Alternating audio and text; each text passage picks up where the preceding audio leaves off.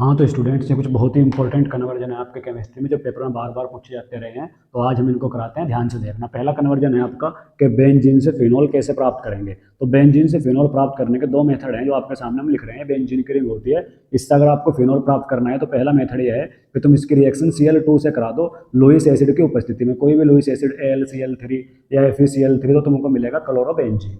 अब क्लोरोबेंजीन की क्रिया अगर तुम करा दोगे NaOH से, 623 केल्विन टेम्परेचर और 320 एटीएम आपको दाब रखना है, तो बनता है सोडियम फिनोक्साइड। डायरेक्ट फिनोल ना बना देना, और जैसे हम इसमें एसिड डालते हैं तो हमको मिलेगा ये बच्चों फिनोल।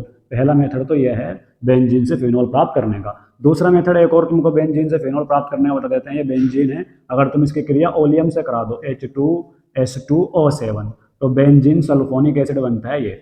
और अगर तुम बेंजीन सल्फोनिक एसिड की क्रिया NaOH और साथ में दूसरे स्टेप में H+ से अगर कराओगे तो डायरेक्ट तुमको फिनोल मिल जाएगा। इस तरह दो मेथड हैं बेंजीन से फिनोल को प्राप्त करने के। इससे अगला तरीका, इससे अगले सवाल में तुमको पूछ रहा है क्लोरोबेंजीन से फिनोल। तो क्लोरोबेंजीन से फिनोल तो ये प्राप्त हो गया, यहाँ पर तुम दूसरी रिएक्शन को यहाँ से कर सकते हो। तीसरा बोल रहा है कि एनिलीन से प्राप्त करो फिनोल। एनिलीन क्या होता है? बेंजीन के रिंग पर अगर तुम NH2 ग्रुप अटैच कर दो कहीं पर भी, ये एनिलीन है। इससे अगर तुम्हें फिनोल बनाना है तो पहले तुमको एनिलीन का बनाना होगा डाइएजोनियम लवण, जो कि बनता है NaNO2 और HCl से। डाइओजोनियम लवणीय होता है बच्चों, ऐसे क्रिया करा दो। HCl की जगह HBr भी ले सकते हो, हेलोजन एसिड लेना होता है। अब अगर तुम इसमें केवल इसका जल अपघटन करा दोगे तो जल अपघटन कराने से ही तुमको फिनोल प्राप्त हो जाएगा। ऐसे साथ में लिखना चाहो तो यहाँ पर नाइट्रोजन गैस रिलीज होती है और साथ में HCl भी बनता है।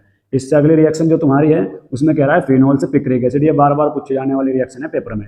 ये फिनोल है, इससे अगर पिक्रिक एसिड बनाना है तो रिएक्शन करानी होगी HNO3 के साथ।